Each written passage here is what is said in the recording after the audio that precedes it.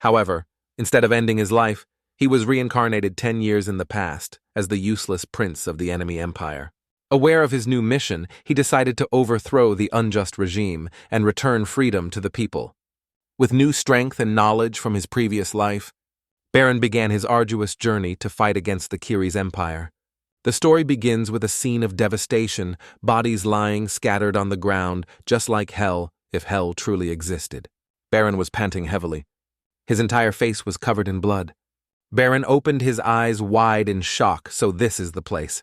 At that moment, one of Baron's guards was using his own body to shield him from the arrows.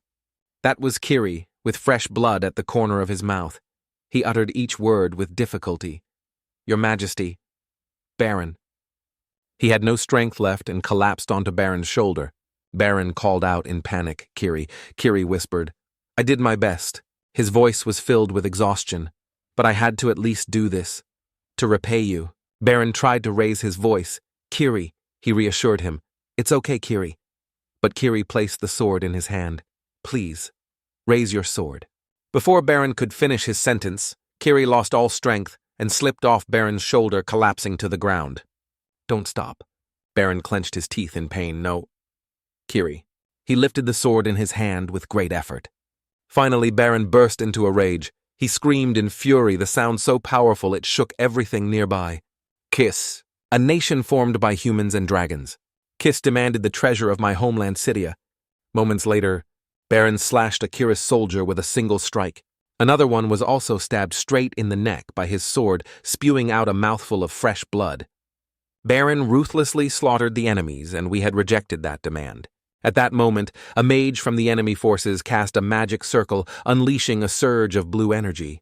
Just as it shot straight toward Baron, he only had time to catch a glimpse of it out of the corner of his eye. But that surge of power had already transformed into a sharp blade slicing off his arm. Baron clenched his teeth in agony, and that was just the beginning. Baron clenched his teeth in agony, and that was just the beginning. And continued to fight against the enemies in the final war of our homeland. This is Baron Cydia, the king of Cydia. A mage from the Kiss side gave the order, "Only one left for the glory of Kiss." Immediately, a massive magic array opened up in the sky. It fired a beam of light straight down at Baron, carrying with it blazing fireballs. Baron struggled to stay standing, his left arm gone. He thought, "I know, it's too late. I can feel death approaching." But Baron remembered Kiri's words, "Don't stop." So he opened his eyes wide with determination and thought, "I can't let this stop me." Baron raised his sword, preparing to face the fireball rushing toward him at an incredible speed. He slashed right through the center of the fireball, and in his mind there was only one thought: "I am the sword of Secreta." At that moment, a group of people approached Baron. He looked at them. Their numbers were terrifying. All of them wore hoods and had their faces covered. The magic legion of Kiris Vank and the one who started it all, the mad king of Kiris Blun. Baron clenched his teeth in fury, his heart filled with hatred. They turned my motherland into a living hell. At that moment, one person stepped forward. That person removed their hood and said, "An honor to meet you. I am the commander of Vank Accent." Accent spoke up. "What is your name?" Baron replied coldly. I've forgotten everything he said, then leapt forward with momentum. "I am nothing but the sword that serves the king." As he spoke, Baron charged swiftly toward Accent and swung his sword.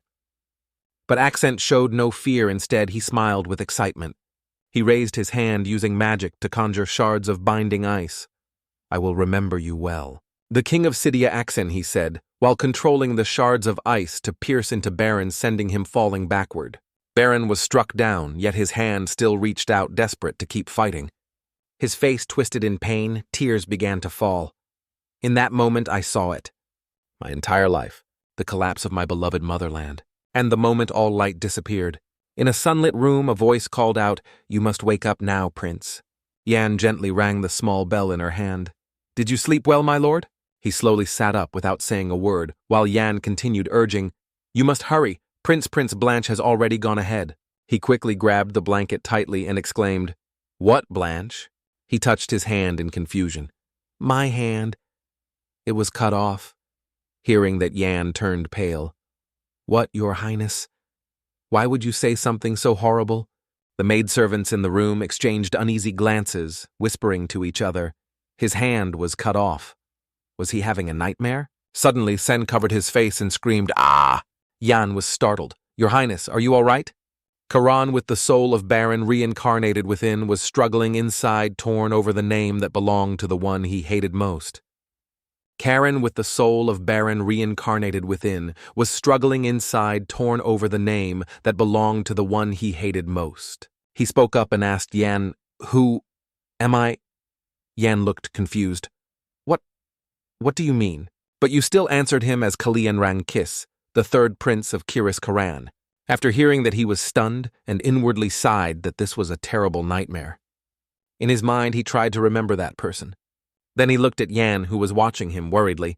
Kalian felt confused inside, wondering what had happened. He sat up and asked, "What day is it today?" Yan replied, "It's the 28th of August. Kalian then loudly asked, "What year?" Yan blankly answered, "It's the year 522. "Is something wrong, Your Highness?" Yan asked. Kalian grew flustered and thought, "Impossible, this is a whole decade before the final battle."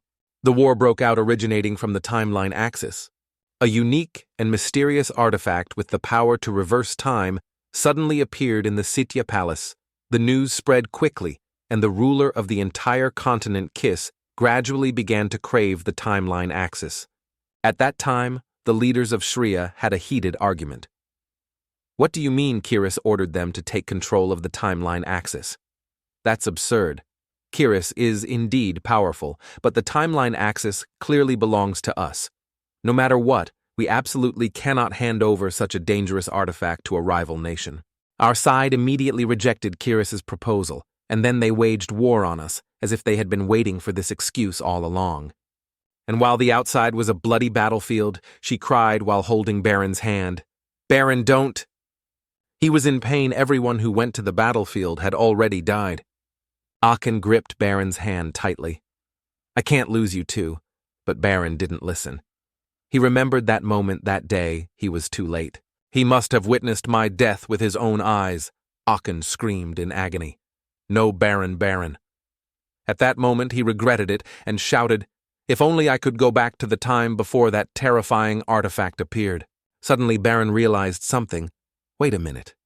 He remembered the timeline axis. No way.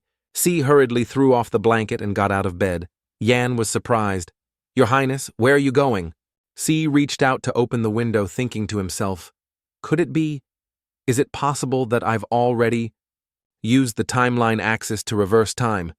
Could it be that he gave me this final chance to stop everything? The downfall of my homeland Secretia." Yan, flustered, bowed slightly. "Your Highness, I understand that joining everyone for breakfast must be very difficult for you, but—" He spoke up to remind him, "We can't delay any longer." Kalian gripped the window frame tightly. "All right." He turned around with a gentle smile. "I'm sorry to keep you waiting. I'll get ready right away. If it's for the sake of making full use of this opportunity, then I will definitely survive well this time as the Prince of Kiss." The large doors slowly opened and a voice rang out, "Carry on. Third Prince, please come in for your meal." Kalian stepped inside. Randall was already there, waiting. Yan whispered to Kalian, "Forgive me, Your Highness, I should have been a bit quicker." His voice was soft. "I didn't expect Prince Randall to arrive here first." And all of them belonged to the holy bloodline of Tens. By the Emperor's decree, breakfast would be prepared jointly for all three sons every morning. But according to the memories within his mind, he had always... Kalian politely stepped forward, bowed, and said, "Forgive me for being late." Randall didn't respond at all. He simply stayed silent, savoring his tea. Treated as if he didn't exist. Kalian sat down with a smile on his face, though inwardly he sighed. "I can't believe he's blatantly ignoring me like this. How irritating." He silently stayed on guard. Suddenly a loud noise echoed. Someone hurriedly stepped inside, startling the butler. He quickly spoke, "Blanche, second prince, please join us for the meal." Blanche quickly plopped down into a seat. Kalian saw him and whispered in fear, "What the hell is this?" His gaze landed on Blanche's bare chest, which his shirt failed to cover. Kalian couldn't believe it in his mind. What kind of royal family member goes around looking like this? He compared this to the brutal image of Blanche from before and thought in confusion, "Is he really the Mad King Blanche that I once knew?" At that moment, Blanche nodded, giving the maid permission to pour the tea. Kalian sighed inwardly. Judging by his outfit, Maybe madness means something entirely different here. He glanced over at Randall, who was sitting nearby. Kalyan thought, if I remember correctly, the first prince isn't allowed to provoke the second prince, because the current Queen of Kiss is Blanche's biological mother, and no one in this royal palace can challenge her authority. Kalyan sipped his tea, silently lamenting having to survive in a place like this. How disheartening. He didn't realize that Blanche was watching him. Blanche spoke up, making Kalyan freeze. How crude. He turned to look at Blanche. Blanche's gaze was cold. You have no manners at all. In the end, you and your mother are just the same. Kalyan gritted his teeth angrily. He gripped the teacup so tightly that his hands trembled, trying to restrain himself. I must endure. I cannot let the opportunity he gave me go to waste. But I still had the feeling that something was rising in my throat. Plant Trunkiris, the one who devastated my homeland. Celian glared at BLCH with hatred. I wanted to slash his throat open immediately. BLCH was startled by his gaze, a bit panicked and surprised. A teacup suddenly fell, creating a loud noise. LeBranche had swung his hand and slammed it to the ground. He clenched his teeth, furrowed his brows in anger. How dare you look at me like that, huh? Randall quickly put down the teacup. Enough. Kalyan and Blanche turned their heads to look at him. Blanche noticed Randall's gaze directed at Kalyan. He glanced over. He saw Celian still wearing the same expression as before. BLCH irritably ran his hand through his hair. He slammed the table and stood up. I'm leaving. BLCH was sick of being stared at by that disgusting crimson eye. I'm not even hungry anymore. Suddenly, Randall also stood up, startling Sion and drawing his attention. Randall adjusted his collar. Sion, take a look at your behavior. His expression was emotionless. The Emperor's birthday is coming up soon. Are you planning to cause trouble right before the celebration? Alien sneered when he heard that. He felt annoyed, thinking, is he saying this is my fault? Isn't it because of that bastard who just stood up and left? Jan spoke up from behind. Your Highness, are you all right? Are you hurt anywhere? He knelt on one knee to wipe C's shoes. Honestly, you run into this kind of thing every day. Please forgive me, it even splashed all over your shoes. Celai looked at him with satisfaction, thinking, at least I still have a loyal servant to take care of me, better than relying on myself. Even though he witnessed terrible things happening to himself every single day, Kalyan placed his hand on Jan's shoulder. He spoke, Jan, thank you for caring about me. Yen was surprised to see his smile, thinking, normally Prince Kalyan would just cry in silence, but now he's smiling. The first queen of Kiris Dragon was Fenin. She had hair as black as the night sky and eyes like sacred fire. Sion was the only prince who inherited her physical features, but his power was incredibly pathetic. Kalyan always tried to hide his red eyes, because Blanche hated them. The reason behind that action was, at that time, Blanche had bluntly insulted the disgusting crimson eyes Prince Blanche. Celai fell silent, thinking he felt a bit awkward, like he was peeking into someone else's memories. He sighed with empty arms, inwardly lamenting, and yet this guy hides his own eyes just because he's afraid of someone like BL. How foolish. Jan walked over from somewhere. What's wrong, Your Highness? Do you want me to do anything? Leon replied. No, let's just head back first. Yen remarked, Your Highness, you're acting strange today. Did you read a night novel last night or something? Kion calmly replied, No. The prince was born to a concubine of humble origin. He was always afraid of everything and had no one to rely on. He was so weak that he couldn't even protect himself. That was Kalyan's current situation. He turned to Jan and asked, How old am I now? Jan, stunned, replied, In 4 months, Your Highness will be 15 years old. Kalyan's eyes widened as memories flooded back at that time Kalyan was assassinated. He had tried to poison Queen Celes but failed, and he was hanged for fear of the crime as the news was announced. But no one believed it was true. Kalyan, worried, thought someone must be targeting me soon. The large door swung open and Jan quickly called out, Your Highness. He tried to catch up, shouting Kalyan slow down a month or two before Kalyan's death. When I didn't know what had happened to my old body or Baron, I couldn't just sit still. Jan was still worried. If you fall, I'll cut it off. Jan pulled me along. Jan in a panic pulled me along. A sharp pair of scissors was handed over. Jan, confused, asked, Your Highness, what do you need the scissors for? Sion held the scissors and smiled. He raised the scissors ready to cut his hair while Anan, filled with fear, responded, Change a few things. Kalyan thought if there was a predetermined future, he would change it. Yan's face turned pale with panic. Your Highness, what are you doing? Prince Branch will be very upset. Silai adjusted his hair. I can't keep living like a fool just because he hates my eyes. He smiled to reassure them. It's all right, don't worry. Kalyan's face radiated confidence as he said, I'll handle it. When Blanche saw Kalyan's new appearance, he exclaimed, You're insane. Yan stood behind Kalyan, his face filled with fear. Prince Blanche. Yan silently shed tears, thinking, Is this what you meant by handling it? Blanche directly sat down in the chair, his red eyes glaring. Baron took a sip of water and then spoke. He smiled and reminded, Your name is Kalyan Plancha. BLCH silently reached for the knife on the table, pulling it toward himself, and responded, Ah, yes, I should call you that. His gaze suddenly turned filled with killing intent. Immediately, BLCH grabbed the knife and raised it high, aimed at the person. The servants nearby were extremely frightened, and was also panicked upon seeing this, while Baron remained completely unfazed. The knife rapidly sped toward him. A sound like a stabbing noise echoed. A drop of blood began to trickle down. You shouted, Your Highness. You shouted, Your Highness? Baron used his own hand to tightly grab the knife in Yan's astonishment. You shouted, Your Highness. You were so worried that you stammered, Your Highness, your hand. You're injured. Badly, Blitch said teasingly. Oh dear, I slipped. He rested his chin on his hand with a sharp look, pretending to care. Oh no, Karen's hand is injured. Baron couldn't help but chuckle lightly as he walked over to Bluck and slammed the knife onto the table, showing that the recent attack had no effect. I'm fine, Branch. Blanche suddenly fell silent. Baron raised his bleeding hand. It's nothing. In his room, Kalyan had his wound treated. Yan, with a worried expression, advised, Your Highness, I think we should call for treatment. Baron raised his hand to indicate it wasn't necessary. He looked at his hand, it's just a small cut. Yan couldn't help but feel anxious, but he called your name Yan. Baron asked, Why didn't you dodge earlier? He explained, You know that strike was aimed at you. If I hadn't blocked it, what would have happened to you? You kneeled on the ground and replied, But if I dodged, he would use that as an excuse to harm you, Your Highness. Baron chuckled lightly, then stood up, lifted the curtain, and stepped into a room. He instructed, Remember, my hand is bleeding and my heart is racing. I'll wash my face to calm down, so don't let anyone in. Yan quickly stopped him. Wait, Your Highness, I'll help you. Baron refused.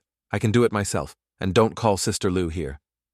Yan, looking troubled, replied, Your Highness, you cried outside feeling miserable. Why can't I call Sister Lu? Baron recalled earlier. In the moment when the knife flew toward Anon, he remembered that he had planned to use aura to target Blanche's attack, but he stood behind the curtain, recalling that strange feeling.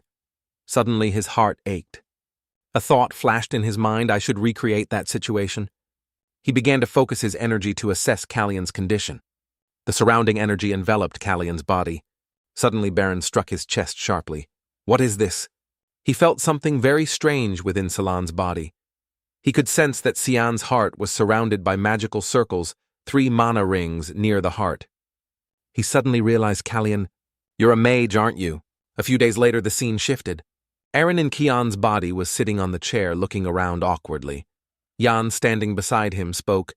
It's been 3 days. You yelled out in pity, your wound. It's still serious. He reassured you, I told you, it's nothing. You, with tears streaming down your face, said with a heavy heart, But, Your Highness, everything is ready now. He introduced himself.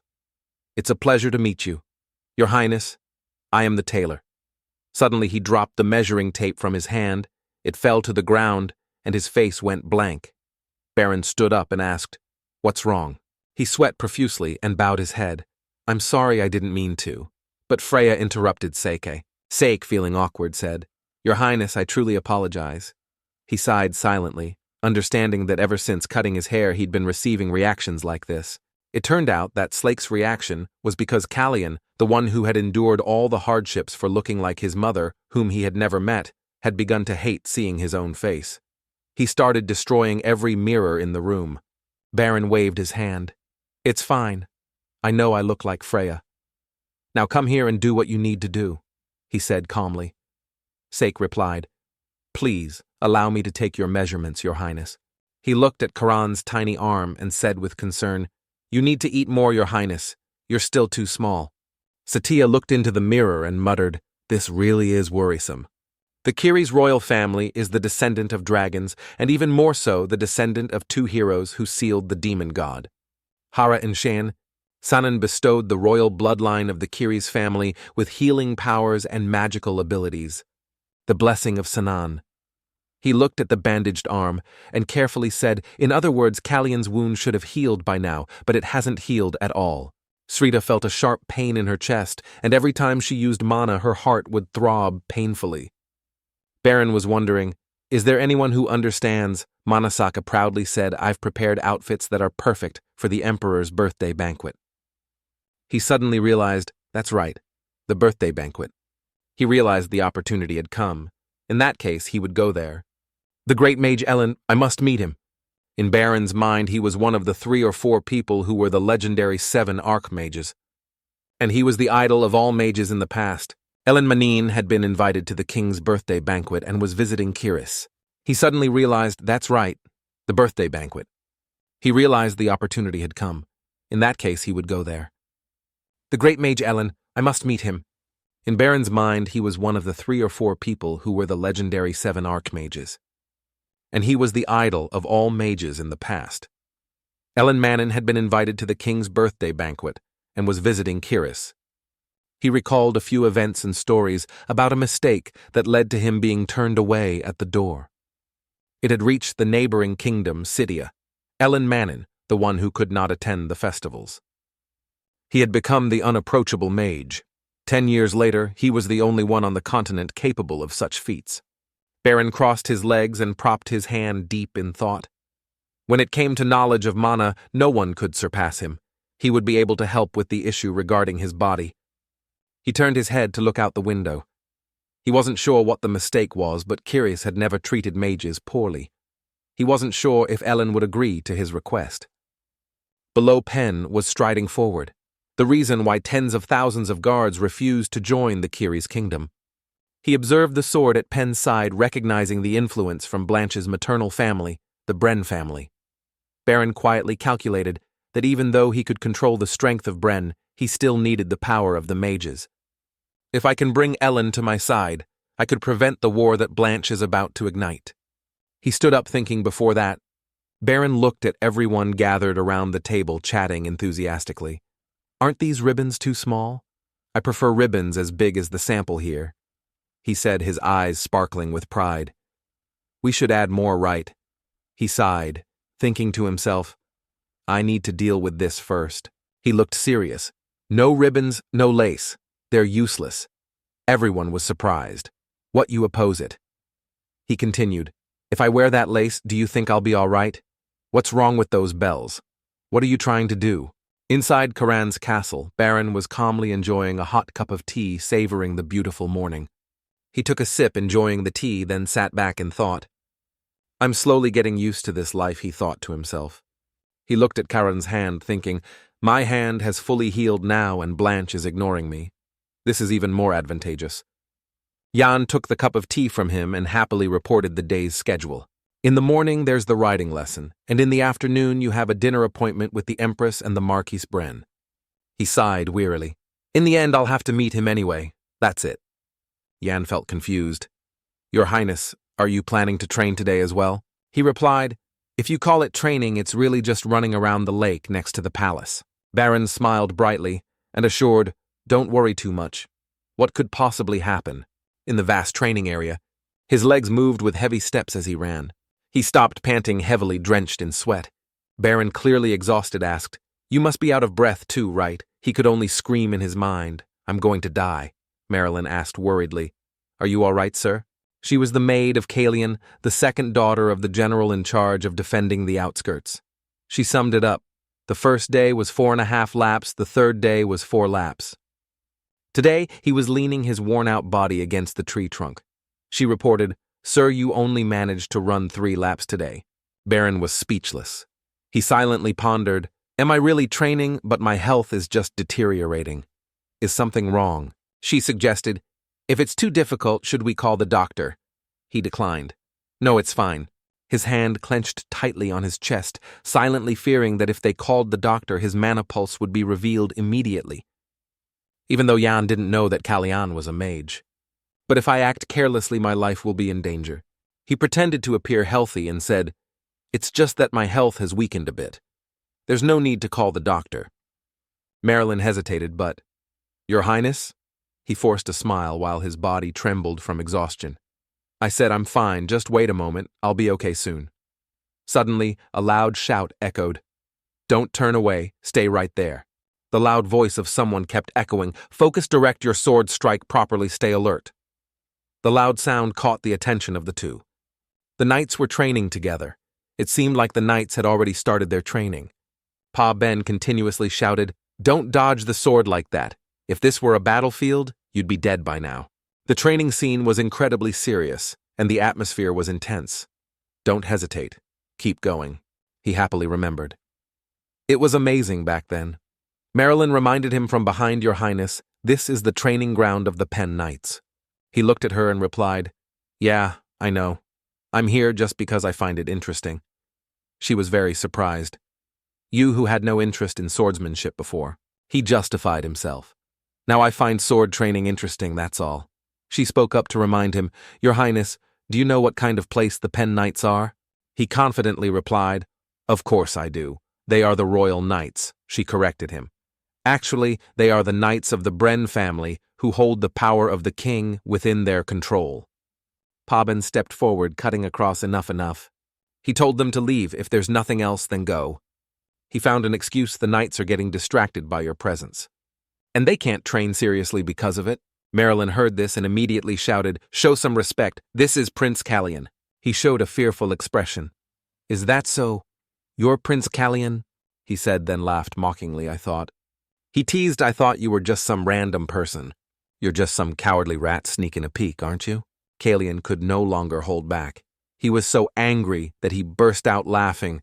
"Gods of heaven and earth, what a joke!" Marilyn quickly spoke up in defense. "How dare you speak such blasphemous words in front of His Highness?" Pa Ben, unfazed, replied, "I already said I misunderstood him. Why do you have to be so sensitive? The prince doesn't even care about it." As soon as he finished his sentence, he looked at Kalyan and was immediately taken aback, horrified. A strong, intimidating aura radiated from him, causing everyone to hesitate. What's going on right in front of him, it's certain. Pa Ben remembered the past when he was riding on horseback, shouting directly into Kalyan's face. "What are you doing, Prince Kalyan? I have to return to receive the Queen's summons. Who dares block my path?" At that moment, Kalyan could only shrink back, trembling, and replied, "Forgive me, I'll move out of the way right now." Pa Ben couldn't remember when it happened, but Kalyan had changed. He was once a weak, indecisive prince, but now he seemed like a completely different person. Although his appearance was still the same, the look in his eyes gave the impression to others as if they were staring at a terrifyingly powerful monster. Right after that, Sion spoke up, interrupting his thoughts. "General Pa Ben, I'd like to ask you something," he said, staring intently at him. "What is your mission?" Pa Ben was completely intimidated by Kalyan's overwhelming presence and was too scared to say a word. At that moment, other soldiers appeared from behind General. "Is something wrong?" They saw Kalyan there and whispered among themselves, "Isn't that the third prince? What is he doing here? How troublesome. He's just a prince after all, a prince who's looked down upon by the knights." Pa Ben regained his composure, smiled, and said, "As you can see, we're in the middle of training, so I can't answer you right now. I hope the prince will just continue with his own matters." Marilyn looked at him anxiously. "Your Highness?" Kalyan saw that he still held that arrogant attitude, so he frowned and spoke sharply. "General Pa Ben, I'm asking you report your mission immediately." Everyone there was surprised by his attitude, because in their minds Kalyan had always been nothing more than a weak and useless prince. Pa Ben replied slowly, "My mission is to build a strong royal army and protect the royal family, as well as this kingdom." Kalyan snapped a small branch from the nearest tree and said, "Exactly, build and protect, just like you said." With a single motion, he snapped the branch in half. Neither of those duties are being fully carried out. He furrowed his brow, clearly angry. "What are you saying?" "First, to build a strong royal army. From what I've observed, as for the army training you're conducting, it's completely a mess." He fixed him with a cold, sharp gaze. Immediately, to the astonishment of everyone, Kalyan moved so quickly that gusts of wind surrounded him. Without anyone noticing, he had already positioned himself behind Pa Ben. Kalyan wasted no time, and using the branch in his hand, lunged forward to attack him. Paben turned pale with fear. If he couldn't block that attack, he would lose his life. In front of him, the image of himself being decapitated by Kalyan's own hand appeared vividly. Using all his strength, Paben drew the sword from his side. He quickly blocked Kalyan's strike. He furrowed his brow with just that branch. Kalyan gripped the branch tightly with his hand. After that, he pushed with all his strength, forcing Paben back. He suddenly smiled, and without warning dropped the branch. Paben's sword was immediately knocked away, flying far off and embedding itself into the ground. He smiled and glanced at him. Paben clutching his wrist in disbelief. "You couldn't even predict the movements of someone who's never held a sword like me. You've disappointed me," Kalyan said. As Paben fearfully looked at his trembling hand, he thought, what the hell is this? His behavior. And that damn aura. Kalyan held out his wrist, which had a red mark on it, and said, "You're supposed to protect the royal family and kingdom, yet you dare show disrespect to a member of the royal family like this. You even dare use a sword to harm a prince. Should I consider that an act of treason?" Kalyan asked, furrowing his brow as he looked at him. Paben was so scared that his eyes widened in shock. Is he really the third prince I once knew? Immediately he knelt before Kalyan. "Please forgive me, your highness, Kalyan. It was my ignorance. I never had any thoughts of treason. Please forgive me," he pleaded. The other soldiers, seeing his actions, were also stunned and stared with their mouths agape. Marilyn was no exception. She, too, was left speechless and stunned by what she had just witnessed. "Please, your highness, show mercy." On the outside, he appeared respectful, but deep down he gritted his teeth in anger, thinking, because of this useless third prince, I've been humiliated like this. I will never forget the shame of today. The scene shifted. Jan furrowed his brows, his voice sharp as he asked, "Why do you want to come here to train your strength? Why bring a horse along amidst a garden full of vibrant flowers?" Kalyan calmly walked in with the large horse. Instead of feeling guilty, his face broke into a cheerful smile. Kalyan tossed the reins to Yan and said, "I picked it up on the way here. Its name is Jen." Yan, upset, shouted, "Wait, where did you go? Why did you bring this horse back?" A few minutes earlier, after the commotion died down, he pointed toward the black horse struggling wildly on the other side and asked the soldiers, "What's going on with that horse?" The soldier replied, "Prince, it seems we can't tame it. As you can see, it's very aggressive," the soldier added. Kion showed interest in the horse. "This horse, huh?" Yan, growing even angrier, said, "So you just brought back Prince Blanche's horse?" Kalyan didn't respond to him directly, but whispered to Marilyn, he said anyone, whether a guide or a stableman, can ride it. Just keep what happened at the training grounds quiet. Yan anxiously asked, "But what if he finds out?" Kalyan sighed deeply and replied, "I've told you it's fine. If anything happens, then..." As he was speaking suddenly, Kalyan felt a sharp pain in his chest. He let out a soft gasp, causing both of them to turn pale with fear. "Your Highness." He furrowed his brow silently, thinking, "Just as I thought, I've pushed this body too far." Yan, full of concern, asked, "Has the physical training been too much for you today?" Kalyan reassured him, "It's fine. It's been a long time since I've had the chance to actually spar with someone like this." Yan, surprised, asked, "Who was that, Your Highness?" Kalyan didn't answer the question, but said to Yan, "At this rate, I'll miss dinner. Hurry up and get ready." Yan quickly replied, "Yes, Your Highness, I'll prepare everything right away."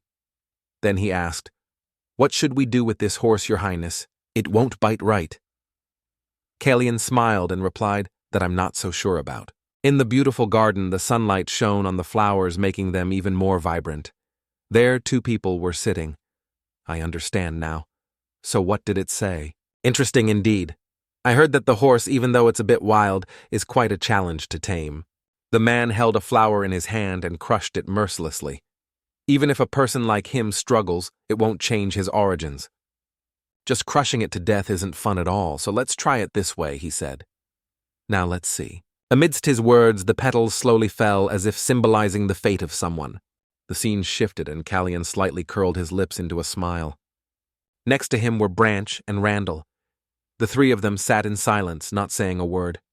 Kalyan thought to himself, "This atmosphere, I really can't get used to it. Is it like this every day?" But he stared intently at Branch. With a hint of suspicion, he thought, Why is that bastard so quiet today? The Queen and Count Bren being late. It's probably my fault. He really can't control his expression, can he?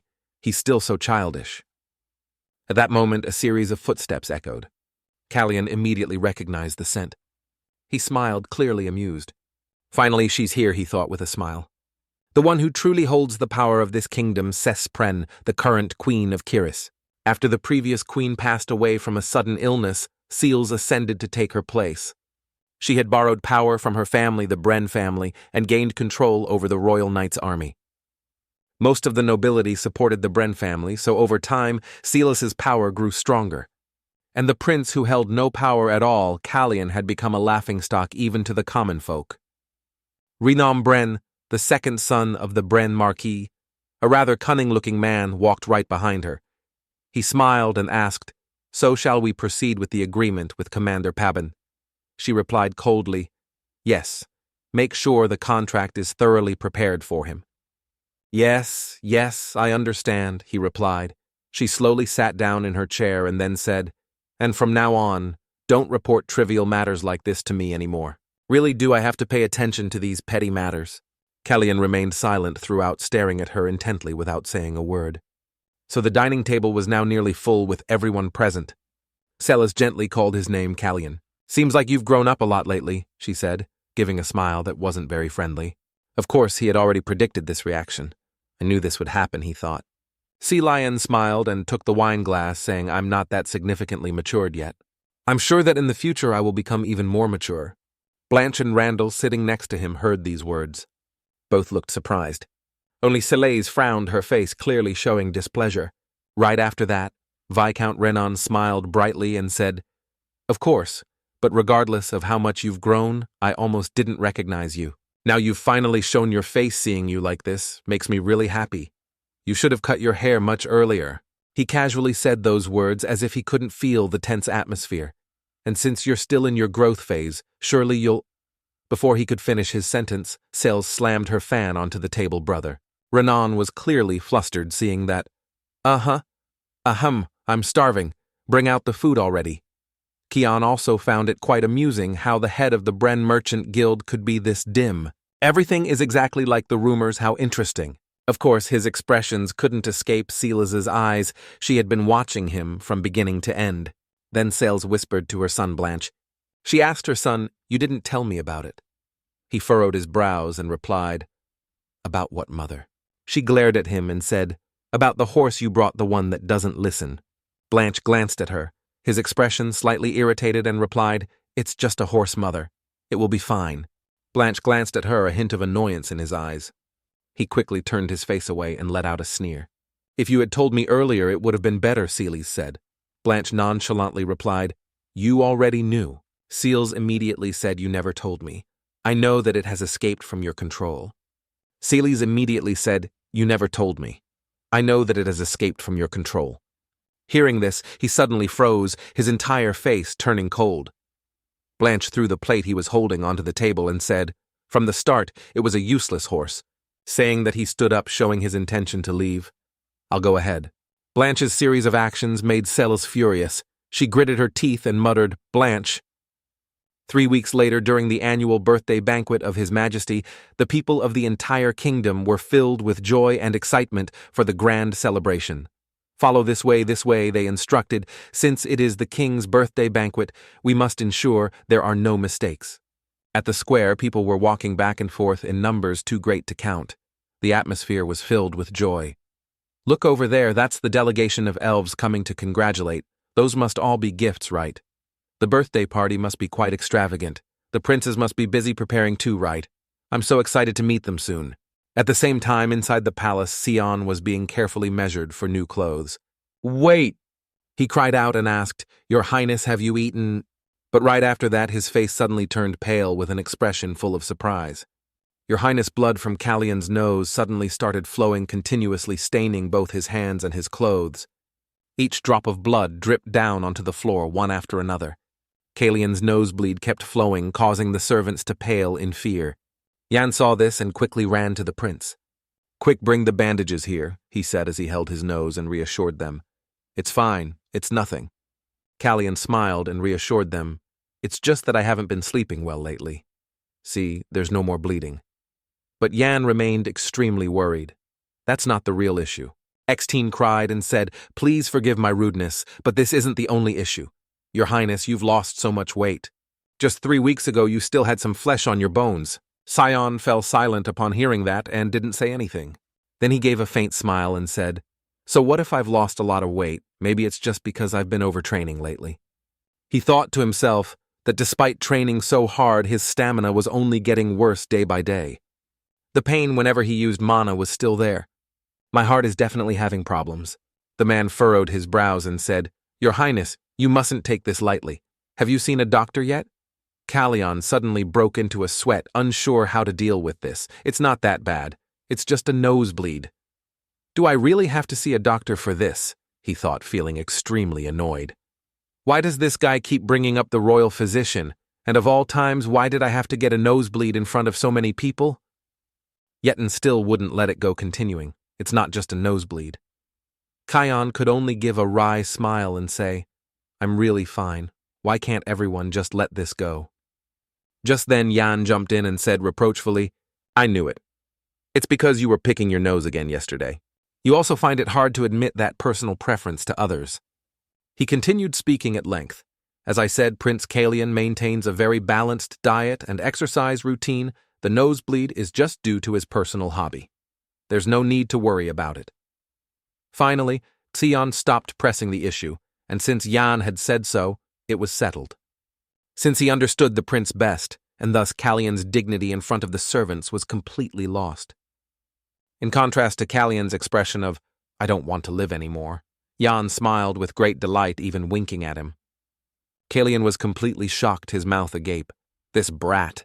The worried look on Yan's face suddenly appeared in Kalyan's mind. "Are you all right? You don't look well." He sat wearily on the chair, feeling his body growing weaker as if he were about to faint.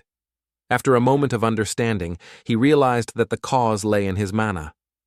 Although he had just been pranked, Kalyan had no intention of blaming him.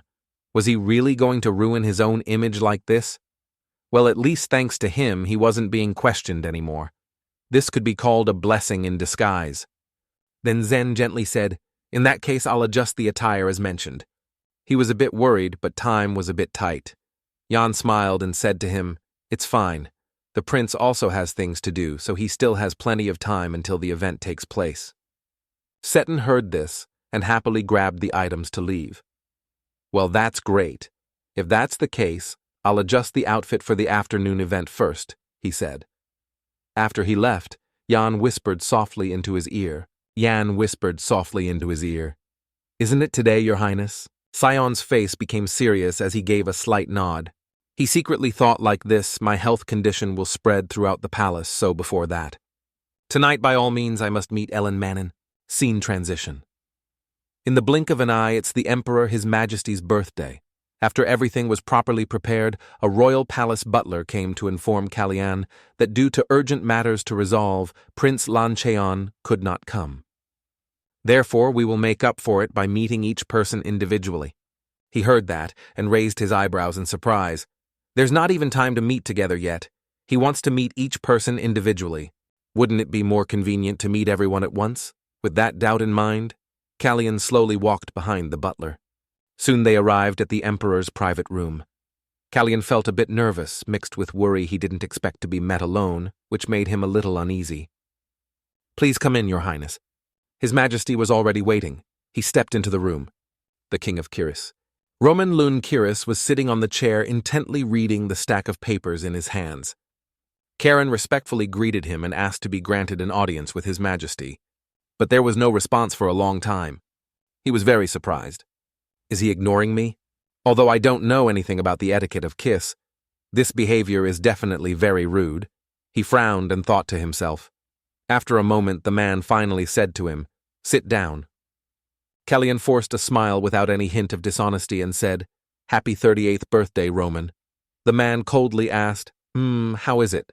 You look quite lively these days." Kalyan suddenly froze, his face darkening visibly, but he still kept the smile on his face. He recalled the expressions of the servants earlier when they saw him in trouble. They seemed to sneer at him. Even passers-by know. How can I quickly regain my freedom?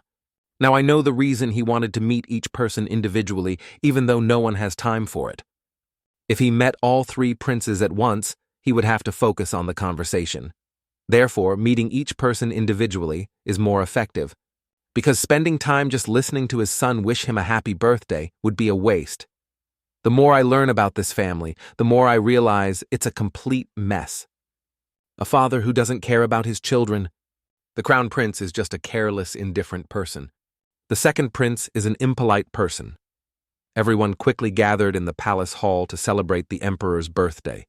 The attendant followed Branch and quietly reminded His Highness, "We can all smell the alcohol, Your Highness." But he didn't seem to care at all. Then Celes slowly walked in. The emperor, seeing her, said, "You're a bit late." Celes smiled and replied, "Yes, it couldn't be helped." Callian felt extremely excited, and the queen, "Do you have enough power to look down on the king? Among them, there is someone trying to destroy me." The announcement echoed, and the event would begin soon. "Let's see who it is. Who is the one who sent an assassin to kill me?" In the midst of the lively crowd, people whispered when they saw Callian. "Have you heard? Just recently in the royal square, Prince Callian. I heard that too. He appeared in front of the people looking completely different, didn't he? Oh, and the second Prince BL looks like he's drunk. Oh no, not again. I guess it won't change anything. These people are too busy making a big deal out of it. But something feels off. Isn't it the same for everyone? It's not like in my past life." Something has changed. Everyone simultaneously shouted, "The third Prince Callian Rankiris is here." As soon as he stepped in, all the nobles in the hall stood frozen in surprise, completely stunned. The rumors were true. The prince with black hair and red eyes just like Esfanan. He cut the fringe that was hanging over his face. And he also wore a red hairpin. Perhaps this is a declaration that he will no longer run away. Yan slightly furrowed his brows, his face showing a serious expression, and whispered into Callian's ear, "Your Highness, why is everyone—" He looked around and saw that everyone was deliberately avoiding his gaze. Yan curiously asked, "Is everyone looking at your attire?" "Just as I thought." "It's because you're wearing such a beautiful outfit, of course. Anyone who sees it will be thrilled," he said excitedly. Hearing this, Callian frowned. They're looking and wondering why the third prince is wearing such jewelry. "See, do you know how hard I had to work to stop him from wearing that?" He recalled the scene when he was picking out clothes for the festival and shuddered slightly. Fortunately, it's only at this level. If he wore all that jewelry, it would look even worse, Callian muttered. Yan showed a fascinated expression, but then he quickly came to a conclusion. Those two have no sense of style, that's why they freely chose that hairpin. Scene transition. The two of them walked up the stairs one after the other. Callian walked while asking, "By the way, Yan, you mentioned that your family is also in Kiss, right?" Yan felt quite surprised. "You still remember that? My sister and my father have gone back to our hometown, while the others are living in Karis," Yan replied. He then asked him, "I see. Have they visited the royal palace? If they receive an invitation, then yes. By the way, when should I move the string to the upper garden?" Callian asked. Yan quickly realized that Callian didn't want to discuss this topic, so he changed the subject. Yan just shrugged and said, "Some things are better left unsaid." Callian looked down at the crowd below and said, "For now, just wait until the right moment comes." "You see, I want to meet someone," Callian said. Yan was so shocked that his eyes widened and his mouth hung open. "You want to meet who?" Callian smiled and asked him, "Do you know why the social hall is called the Sifis Hall?" Yan didn't understand why he was asking about this, but replied, "Of course I know. It's because it was named after the family of the first clan leader, who was also one of the 8 heroes in the Dual Road War," Duke Kitos H. Sif Callian explained. "The only Duke family in Kiss, the Svit family, despite having immense power, has remained loyal to the royal family for the past 500 years, wholeheartedly protecting the territory of Esfanan." Callian was very intrigued when he heard about this. "When I was young, I was really impressed by this story." Yan quietly whispered to him, "Your Highness is the person you need to meet." "Yes, that's right. The person I want to meet is—" At that moment, a loud laugh echoed throughout the hall. The summer night at Sifi's was truly an immortal tune. Anyone who heard this voice frowned slightly. What a coincidence he's here too. The one who laughed loudly was none other than Duke Slyman H. Svit, the person just mentioned in the story. He smiled and said, "I am Duke Slyman H. Svit. Am I right?" Callian felt intrigued by him. A family with such long-standing loyalty was exactly the type of person he admired. "Then should I test your sharpness?" Callian said, immediately after he used a bit of mana to move towards him. As soon as he released the mana, Slyman immediately sensed it. He turned his head to look at him. Callian was pleased, thinking, as expected, he found me immediately after I just released a little. Jan saw Slyman looking at him and whispered, "Seems like Duke Cephas is interested in you. After all, he is one of the 5 sword saints of the 6 palaces. He wouldn't be that petty," he thought to himself. Then Callian replied to Jan's words, "I'm truly grateful, but it's still too early. Just pretend like we're not paying attention." Then he glanced at Slyman and turned to leave. At this moment, the grand banquet had only reached its halfway point. Emperor Rom was raising his glass with the nobles saying, "Thank you all for coming to celebrate. Let's enjoy tonight for Karis." No one noticed that Karan and his attendant had secretly used a rope to climb down, to escape from there. He was happy as he climbed onto the back of the horse. Raven was indeed very obedient and gentle. Jan, feeling indignant, accused, "Don't be fooled." When you're not here, Callian still firmly defended Raven, saying, "Looking at how quick-witted Raven is, it's clear that it's really smart." He could only sigh helplessly. The palace guards, upon seeing Callian, did not stop him, but simply greeted him and stepped aside. "I just need to go to the front door, right?" "Yes," while waiting there. "That's right." At this moment, voices could be heard near the entrance saying, "No invitation, no entry." "I came from afar to attend the celebration after all. You're not allowed to enter, go away quickly." Sion, seeing the person standing in front of the gate, couldn't help but feel excited. "He's here." At the palace gate, the man furrowed his brow and said, "Are you sure you want to deny me entry just because of an invitation card? I am Ellen Manin." Everyone was surprised. Ellen Manin. Ellen Manin. Everyone was surprised. Ellen Manin. The 2 guards nearby tensed up. Then they signaled to each other. One of the top soldiers stepped forward and reminded, "Even if you are Ellen Manin, you must have an invitation to enter." Ellen smiled mysteriously. He replied, "Damn, so curious is distinguishing guests by their appearance." Baron, hearing those words, was surprised. What's going on? He considered that judging people based on their attire to discriminate is indeed a problem, but Ellen Manin must be deliberately making things difficult. Baron speculated that it seemed like he was making an excuse to avoid going to kiss. Ellen turned his horse and said, "All right then, I'll head back." He felt a bit worried. What if we let him go like this? Jan immediately shouted, "No, the king has ordered that no one is allowed to leave while the festival is ongoing." Ellen continued to move toward the outside. Baron, seeing the urgent situation, quietly worried, "At this rate, I'll lose track of him."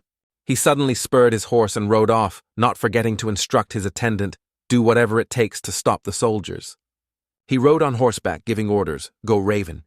Jan, still unable to process the situation, exclaimed, "Your Highness." The guards were extremely flustered at this moment, trying their best to stop him. "Your Highness, please get down from the horse." A knight shouted loudly, reminding, "The king has ordered that no one is allowed to go outside."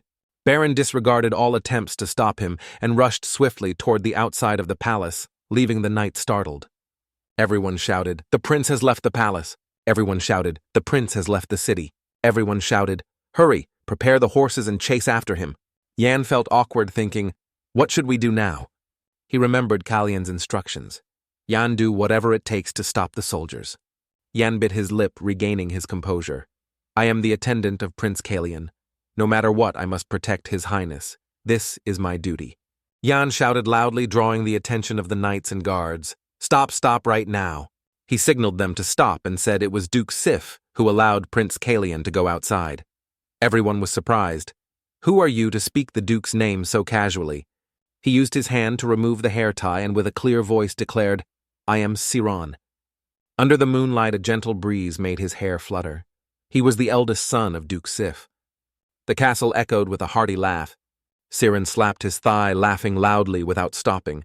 Jan, sitting next to him, was so embarrassed that his cheeks turned bright red. He was frustrated, thinking there's nothing to laugh about. Then he said, "Father." He laughed to the point of tears and replied, Sorry. I can't believe my son came up with such a clever move." He kept patting Jan's head, praising him. "My son who left home just to raise and teach a little brat." His father continued to praise him endlessly for his cleverness, but said, "That was the right decision, though." Yan retorted, "No, your highness is about to ruin the relationship between father and his majesty." His father confidently replied, "He won't ask, don't worry." Yan was surprised and said, "Yes." His father reassured him he won't suspect anything. It seemed that Slimon understood Roman's character well. Roman was very suspicious. If by chance the prince received help from the spy clan, he would be placed in a situation where he would need to be cautious of our good intentions. If he accepts help through this relationship, it would be seen as assistance, not a punishment. This would be similar to acknowledging a peaceful relationship between our families, and the prince and Bren would likely notice that something is off. He suggested a solution. "So let's bury this matter as if nothing ever happened." He seemed unwilling to get involved in anything regardless of the reason for His Highness leaving the city. Outside the palace, Callian was still following Ellen. Ellen spoke up. "It seems you didn't come all the way here just to criticize me for showing up uninvited, did you?" He removed his hood and turned around, asking Callian, "Why is the third prince of Kiris following this old man?"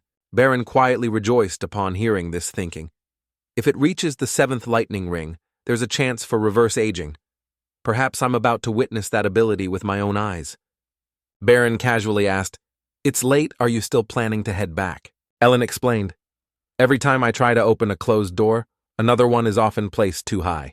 Baron, though smiling, seemed angry as he muttered, "What does he mean by the door being too high? Is he trying to argue with me? Well, then he's asking for it."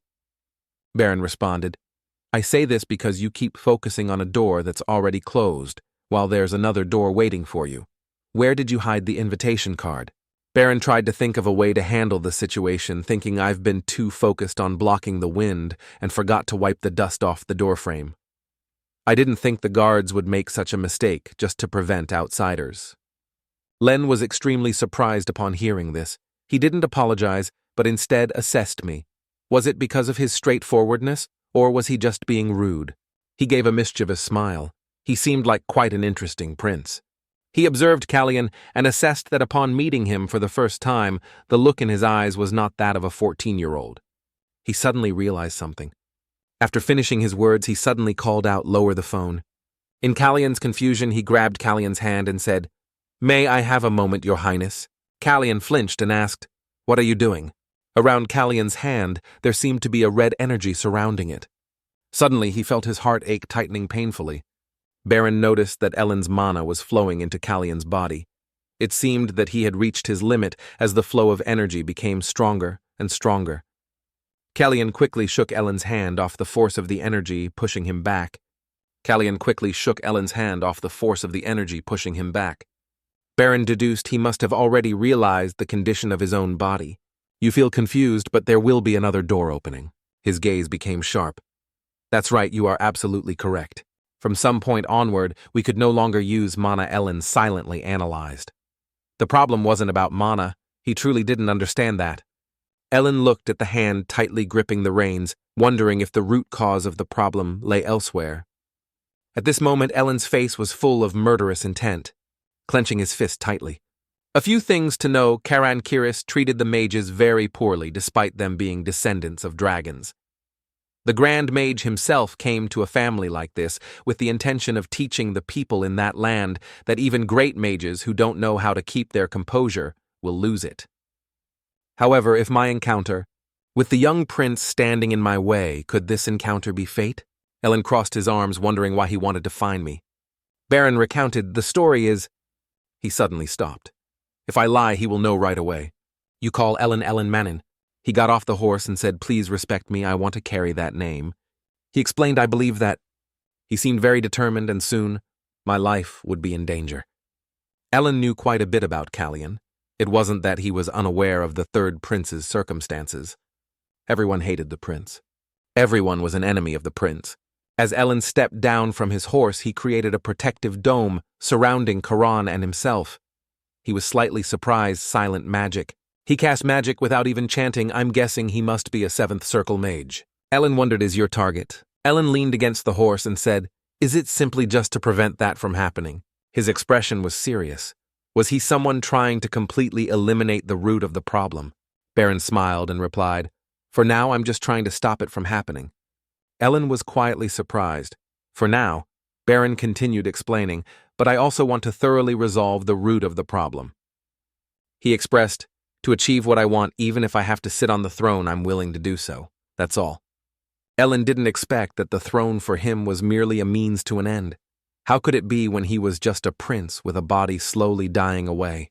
He could see the determination in Kalyan's words, a prince with a personality similar to Sif's, a prince who needed him to achieve his goals. He subtly smirked, finding it quite interesting. The shield Ellen had set up was removed. He suggested, "Then send me that invitation again. Let me see what you can do." Baron smiled in satisfaction. He immediately knelt down, showing his plea. Karen Lankiris humbly asked, "May I have an audience with my master?" Ellen was filled with pride. "I, Ellen Manin, will accept the prince's invitation, save you." On the side, Yan Yihua. "Are you sure the people in the palace don't know who I am?" Slan remained calm and reassured. "I told you I've handled everything. You don't need to worry. If it weren't true, you wouldn't be able to stay by the prince's side." He explained happily, "That's right, you're from the royal family. How could you not resemble your noble lineage at all?" He fell into deep thought. His hands clearly showed that he was a bit worried as he looked around. He wondered, what's going on? He replied, "It's doing very well, the position of the head of the branch family that you left behind." He stood up and stretched. "Anyway, if you get tired of being a servant, you can always return to your old position whenever you want." He sighed. "It will probably be a while before we meet again, my child." He lowered his head, puzzled. "What do you mean by that, father? We'll meet again in 3 months, right?" His expression grew serious. "Do you really think about leaving?" He seemed uncertain. "Are you really willing to give up the position of the prince's servant?" He was unsure. "Are you really planning to quit being the servant of that brat?" He remained silent for a moment before replying. "He will soon be 15 years old." Slan was about to say something. Suddenly he called out, "Hey, son." He asked, "Do you know the nickname of our Sifis family?" You hesitated and replied, He smiled lightly. "Exactly just like you said." He clarified the elephants of Kiris. He imagined that the family was like gentle elephants in front of a pride of cunning lions. "It's been a long time since we've fought for the throne. But when the lions begin to attack, those gentle elephants also become powerful, and we are strong. And they are called the kings of beasts, those whom even the zoo cannot touch." You looked at your father with a confused expression. "Why is he suddenly saying this?" He shouted, SL Man teasing. "Why, I'm talking about my name, the one you betrayed, and it's very powerful. That's why." He hugged his son tightly, saying, "Just do whatever you want." You could feel the warmth of happiness. Before it could even be romantic for 3 seconds, he hugged his son tightly and said with a smile, "Anyway, this brat makes me worry about you so much." Jan struggled. Stop it, father, it hurts." Around them, the air was filled with the sound of his son's screams, as if he were about to die. You straightened your clothes with a serious expression. "Anyway, the Sifai's family..." Slan was surprised. "What suddenly?" Yan bowed his head to his father. "Well then, see you next time, father." He watched his son's figure slowly fade into the distance. He appeared frustrated. Ugh, that meaningless stubbornness of his. "Ngi Sifis, I'm sure of it." He looked back, muttering, "Anyway, that brat. Since when? Has he grown so much?" He sighed, wondering to himself, what is that boy planning to do? In front of the magnificent and grand castle walls, people whispered and murmured, "Oh my God, I'm not seeing this wrong, am I?" Everyone was focusing their attention on a black carriage. Was that really the symbol? A special symbol that surprised everyone, 7 blooming roses and a silver wand. A woman remarked, "I heard about his pact with Peon." The person beside her questioned, "But why would he come to kiss?" The two of them took turns discussing eagerly. Isn't it obvious, after all, he went through something like that? If it weren't for his relationship with King Reben, he would have been abandoned by now. The whispers continued non-stop. "It must be because of that rumor, right? That's right, the son of Ellen Manin is..." Suddenly, the person in the carriage stepped down. They paused their conversation. Stepping down was Ellen. He smiled to himself quietly, praising his new disciple for doing some very charming things. Back to yesterday, Sen happily guided. "Got it, master. Exactly at 9:30. He instructed, "You need to be there and open the door at that time." Ellen deduced, "Is this a plan to compete with the Bren family of the prince? It won't be easy." He's waiting for the right time to introduce himself to the nobles and turn the game around. A voice interrupted his train of thought. I'm quite surprised by your unexpected visit, Master Manon. It turned out to be the butler and the prince's servant who were waiting. A surprised voice echoed, What did you just say? Ram asked, a place to stay? Are you Masin from Kiris? Yes, we need a place to stay in Karis. He fell into silence. He calculated carefully to confront Select. I think I need power like Ellen, but thinking that he would suggest something like this first. He wondered what he was planning. As if understanding Roman's curiosity, Ellen explained honestly last night at the square. He made up an excuse. I saw a black cat with red eyes. Ram, hearing this, sprayed some glue. A black cat. Then he forced a smile and continued making up. He's quite smart. So I think I should teach him some new things, but I don't have a place to stay. Hearing this, the red-eyed black cat isn't much different from any other cat. Ram asked cautiously, What are you planning to teach the prince? He smiled and replied, Of course, magic. He sipped his tea calmly and said, Not only that, but I also plan to create an environment that the cat will like. If I want to do that, I need help from the house owner and clean the house a bit. Roman was very surprised when he heard the request. He was concerned, will you be able to manage it? He didn't hesitate to affirm, I have decided to take Prince Callian as my disciple. Therefore Bren cannot stop me, and I won't just teach him, but also give him to the prince. So if the master avoids this and decides to help your prince, they won't be able to stop me. All these thoughts are truly the prince's invitation. He clenched his fist, hesitated, then stood up and declared, All right, I will provide you with accommodation. He added, This house is already very messy, so I can't let it get any messier. He walked toward his desk, but for some reason I was quite curious. I heard that child wasn't anything special. He found it hard to understand. Not special. He silently thought, even though the condition of his health was indeed hopeless. He remembered the moment when he held Callian's wrist to the point that finding something normal was difficult. He had heard that the child had many fears, so thinking about that child, someone who seemed to even fear horses chasing after him, but why from before? He was only talking about what he had heard. Ram interrupted his train of thought, saying, If he were extraordinary, I would have heard about it already. He hesitated. Your prince. Perhaps you know his height. At this, the two of them fell silent and stared at each other. Ellen casually explained, By any chance do you know the prince's height? Seeing his silence, he was sure in his mind that just as he thought he didn't know anything at all. He stood up. Depending on the moment, attention could be a poison, while indifference could be a remedy. However, he solemnly expressed, Being busy is not a good excuse, Your Majesty. The room fell into silence. He clearly showed his displeasure. As for Masin, I will overlook his attitude of not knowing his place, assuming it's due to his concern as Callian's master. He was truly angry how ridiculous it was that I had to explain this, but I genuinely cared about the prince. He walked to the door and grasped the doorknob, especially that child Sion. He is truly my most beloved child. Roman dismissed him. I think we should end this conversation, Ellen muttered, waving his hand. A red circle appeared around Roman just like when Ellen met Callian. He stood outside the circle and said, That's enough small talk, Your Majesty. Please take a look again. He questioned, What the hell are you doing? How can you use magic in the royal hall? Ellen recounted what he had observed. His lips were dry, his breath shallow, and his skin pale and wan. And beneath his nails it was gradually turning purple. His clothes had been sewn in a hurry. It would take about a month to make a set of clothes, but they had been altered to fit a body that had lost a lot of muscle mass. He recounted how Callian's health had deteriorated. The prince tried to get up, but couldn't pull his body off the bed, his eyes tightly shut as he felt dizzy. Roman panicked. No way. Ellen assessed, If you continue to act like an outsider like this, you will lose everything. On the side, Baron Jan stood in front of Callian's room and a servant approached Jan. She worried. Is it almost time, yet the prince still hasn't had his morning tea? In her hand was a golden teacup. She smiled and said, Please give it to me. I will take care of the prince if he has it. She took the tray in her hands and walked into the room. Callian was lying on the bed. Jan was worried. He's still sleeping. Was yesterday too much for him? Hello all brothers and sisters who have returned to my channel. Today I will summarize full season 1 of the story, Reincarnated, as the Prince of the Enemy Empire. This young man is named Baron, the brave prince of the Secreta Empire. In the final battle, Baron chose to sacrifice himself to protect his country from disaster.